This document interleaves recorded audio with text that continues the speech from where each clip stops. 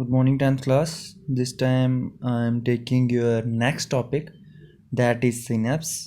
So, synapse we had already learnt, so we will revise it again. So, basically synapse को मैं पिछला वाला page यहाँ पे चेक करूँगा. So, यहाँ पे आपको बोला है synapse बेसिकली जो टर्म थी वो सर सी शेरिंगटन ने कॉइन की थी. यहाँ पे सर सी शेरिंगटन आपका लिखा हुआ है, जो बेसिकली न्यूरो फिजियोलॉजिस्ट थे, जो बेसिकली न्यूरॉन्स की स्टडी करते थे. और इन्होंने एक चीज़ देखी कि जो माइक्रोस्कोपिक गैप्स होते हैं दो न्यूरॉन्स के बीच में, वहाँ से नर्व इम्पल्स ट्रांसमिट होती है, और ये जो गैप होते हैं उसको हम बोलते हैं सिनेप्स. सो बेसिकली सिनेप्स जो होता है वो एक एक्सॉन और दूसरे सेल के डेंड्राइट के बीच में जो जंक्शन होती है, जो बेसिकली थोड़ी सी स्पेस होती है, उसको आप बोलते हो सिनेप्स. और सिनेप्स में से हमेशा एक ट्रांसमीटर रिलीज़ होता है, इसको आप बोलते हैं न्यूरो ट्रांसमीटर. अब हम उसको फर्दर थोड़ा सा आगे और रिवाइज करेंगे, थोड़ा सा और पढ़ेंगे इसके बारे में डिटेल्ड वे में, क्योंकि पिछली बार आपने सिर्फ सिनेप्स पढ़ा हुआ था. आज आप सिनेप्स का स्ट्रक्चर पढ़ोगे और सिनेप्स के बारे में जानोगे कि क्या होता है, और हो सका थोड़ा बहुत हम structural organisation of nervous system भी पढ़ेंगे. सो फर्दर यहाँ पे आपको स्ट्रक्चर ऑफ सिनेप्स पढ़ने को मिलेगा, और यहाँ पे आपको काइंड्स मिलेंगी अलग अलग सिनेप्स की. सो मूव करेंगे पहले. जो बेसिकली यहाँ पे बोला है, जो जंक्शन होती है दो न्यूरॉन्स के बीच में, उसको आप साइनेप्स बोलते हो.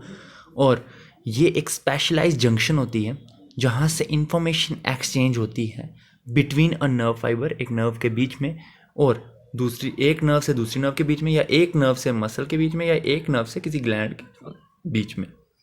और इसमें कोई एनाटॉमिकल कॉन्टिन्यूएशन नहीं होती, दैट मीन्स वो कॉन्टीन्यूस नहीं होते, पर यहाँ पे दो नर्व सेल्स के बीच में फिजियोलॉजिकली कॉन्टीन्यूटी ज़रूर होती है. यहाँ पे आपको स्ट्रक्चर भी दिखाया, आप देख रहे हो, ये एक न्यूरॉन है और एक दूसरा न्यूरॉन है, ये इसके डेंड्राइट्स हैं, और दूसरे सेल के एक्सॉन के टर्मिनल एंडिंग्स के साथ ये जॉइंड है. सो ये आपका साइनेप्स होता है. तो it is basically junction between two neurons. So अब आगे मूव करेंगे. स्ट्रक्चर की जब हम बात करते हैं तो साइनेप्स में आपको तीन मेन स्ट्रक्चर्स देखने को मिलते हैं. पहला प्री साइनेप्टिक एंडिंग, या इसको आप प्री साइनेप्टिक सेल भी बोलते हो. एक आता है पोस्ट साइनेप्टिक सेल, और एक होता है साइनेप्टिक क्लेफ्ट. जो प्री साइनेप्टिक सेल होता है ये वो होता है जिसमें न्यूरोट्रांसमीटर प्रेजेंट होते हैं, और जो क्या करेगा, इन्फॉर्मेशन रेडी करने को, इन्फॉर्मेशन शेयर करने के लिए जो रेडी रहता है, उसको आप बोलते हो presynaptic cell. That means ये ट्रांसमीटर के लिए, ट्रांसमिशन के लिए रेडी रहेगा, और इसमें माइटोकॉन्ड्रिया और बहुत सारे सेल ऑर्गेनेल्स प्रेजेंट होंगे. सो नेक्स्ट टाइम हम मूव करेंगे वो होगा पोस्ट साइनेप्टिक सेल. और postsynaptic cell receiving end में होता है, दैट मीन्स वो मैसेजेस को रिसीव करेगा, और ये न्यूरो ट्रांसमीटर जो प्री साइनेप्टिक सेल रिलीज करेगा उसको जो एक्सेप्ट करेगा वो करता है पोस्ट साइनेप्टिक सेल. और इनके बीच में जो एक स्पेस होती है उसको आप बोलते हो साइनेप्टिक क्लेफ्ट, जो प्री साइनेप्टिक और पोस्ट साइनेप्टिक सेल के बीच में होती है, और ये ऑलमोस्ट 20 न्यूटन मीटर वाइड होती है. सो आगे हम फर्दर इसकी डायग्राम भी देखेंगे. सो डायग्राम जब आप देख रहे हो, यहाँ पे लिखा है axon of presynaptic cell. ये पूरा का पूरा प्री साइनेप्टिक सेल है, और ये प्री साइनेप्टिक सेल के साथ आप देख रहे हो उसमें माइटोकॉन्ड्रिया भी है इसकी अपनी. माइटोकॉन्ड्रिया के साथ इसमें सिनेप्टिक वेसिकल है, जिसके अंदर एक न्यूरोट्रांसमीटर, इसको आप बोलते हैं एसिटाइल कोलाइन. ये इसका मेम्ब्रेन दिया है. यहाँ पे स्मूथ एंडोप्लाज्मिक रेटिकुलम भी है, और यहाँ पे कुछ आयन्स हैं, जैसे कैल्शियम आयन है, और प्रोटीन चैनल है इनके बीच में. सो ये आपने इतना डिटेल में नहीं पढ़ना, आपने सिर्फ इतना जानना है कि ये जो सेल है ये है आपका प्री साइनेप्टिक सेल. ठीक है, ये प्री साइनेप्टिक सेल है, और ये वाला जो सेल है ये है पोस्ट साइनेप्टिक सेल. ये पोस्ट साइनेप्टिक सेल है, और प्री साइनेप्टिक पोस्ट साइनेप्टिक हो गया. और इनके बीच में जो ये कैविटी है इसको आप बोलते हो, ये जो कैविटी है आपकी वो है साइनेप्टिक क्लेफ्ट. तो यहाँ पे ये क्लेफ्ट है. और उसके बाद जब आप फर्दर मूव करोगे तो आप देखोगे कि क्या होता है, जब भी एक एक्शन पोटेंशियल क्रिएट होती है यहाँ पर, तो एक्शन पोटेंशियल क्रिएट होने की वजह से यहाँ से action potential, that means nerve impulse जब क्रिएट होती है मेम्ब्रेन में प्री साइनेप्टिक सेल के, वो डायरेक्टली ट्रांसमिट नहीं होती है, वो ट्रांसमिट होती है with the help of neurotransmitter, that is neurochemical transmitter, that is here we have refer to acetylcholine. तो यहाँ पे इस सेल से एसिटाइलकोलाइन रिलीज होगा जो दूसरे सेल के साइनेप्टिक क्लेफ्ट से होके गुजर के यहाँ पे बाइंड कर जाता है। तो इस तरह से वो इन्फॉर्मेशन को ट्रांसमिट करता है। और यहाँ पे जो ट्रांसमिशन के लिए जो उन्होंने लिया है वो न्यूरो ट्रांसमीटर जो है वो है एसिटाइलकोलाइन, जो मैंने अंडरलाइन भी किया है। और प्री सिनेप्टिक सेल में आप देख रहे हो बहुत सारी ऑर्गेनेलीज हैं, माइटोकॉन्ड्रिया है, वेसिकल्स हैं जिनके अंदर एसिटाइलकोलाइन प्रेजेंट है, यहाँ पे स्मूथ एंडोप्लाज्मिक रेटिकुलम है। तो इस तरह से ये मैसेजेस ट्रांसफ़र होते हैं। तो आप देख रहे हो यहाँ पे पूरा वे में जुड़ी नहीं है, यहाँ पे थोड़ा सा गैप है, और जो ये गैप है इसको आप बोलते हो साइनेप्टिक क्लेफ्ट।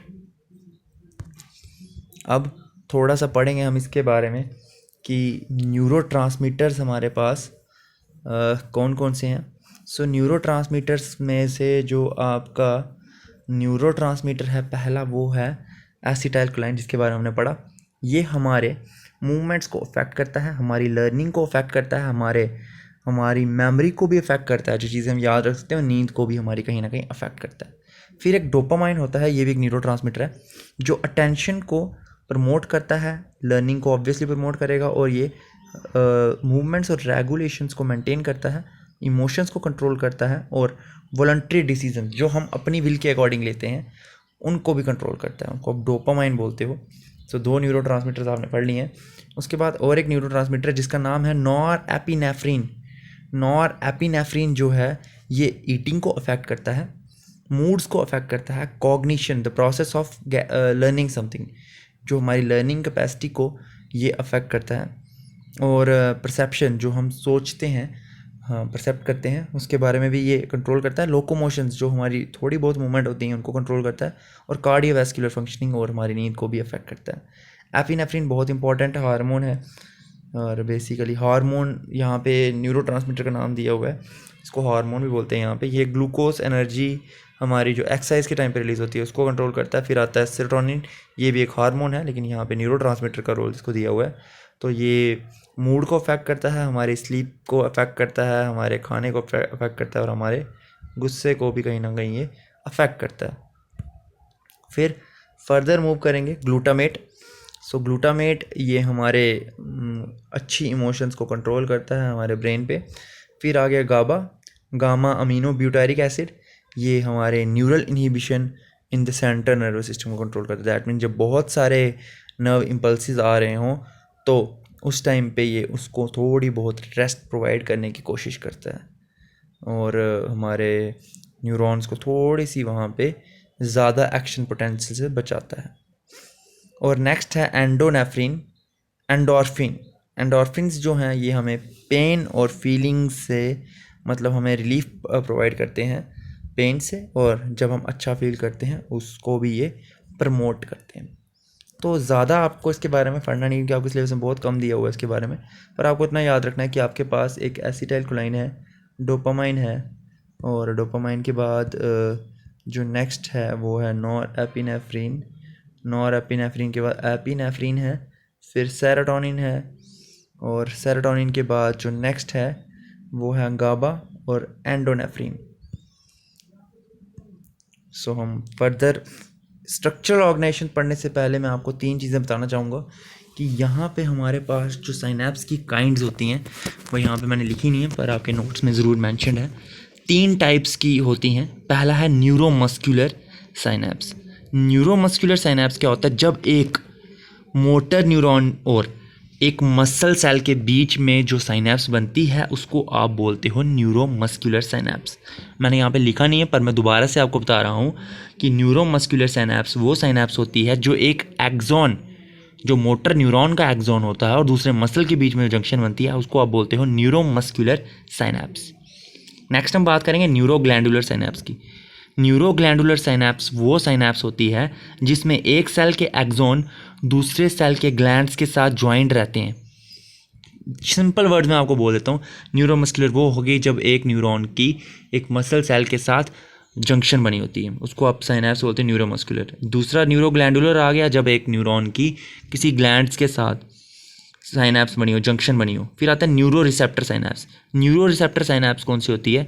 जब आपका एक सेंसरी न्यूरॉन हो और आपका एक सेंसरी रिसेप्टर हो, इन दोनों के बीच में जो साइनेप्स बनती है उसको आप बोलते हैं न्यूरो रिसेप्टर। दैट मीन्स एक क्या करेगा, मैसेजेस को रिसीव करेगा और दूसरा क्या करेगा, उसको ट्रांसमिट करेगा। तो ये न्यूरोमस्कुलर न्यूरो रिसेप्टर साइनेप्स होती है। तो 3 टाइप्स की साइनेप्स है, दोबारा से रिपीट कर रहा हूँ, आपको भूलना नहीं है इसको। एक है न्यूरोमस्कुलर साइनेप्स, और एक है न्यूरोग्लैंडुलर साइनेप्स, और एक है न्यूरो रिसेप्टर साइनेप्स। सो यहाँ पे आपका साइनेप्स का क्वेश्चन कंप्लीट हो गया। आपको 4 मार्क्स का ये भी पेपरों में बहुत बार पूछा जाता है, तो आपको उसके लिए रेडी रहना है। नेक्स्ट हम फर्दर मूव करेंगे हमारे नेक्स्ट टॉपिक पे, and our next topic is structural organisation of nervous system of man. एक मैन में स्ट्रक्चरल ऑर्गेनाइजेशन क्या होती है नर्वस सिस्टम की, उसके बारे में हम पढ़ेंगे। सो यहाँ पे जो नर्वस सिस्टम है वो हमारे 3 मेन पार्ट्स में डिवाइडेड है, central nervous system, peripheral nervous system और ऑटोनमिक नर्वस सिस्टम।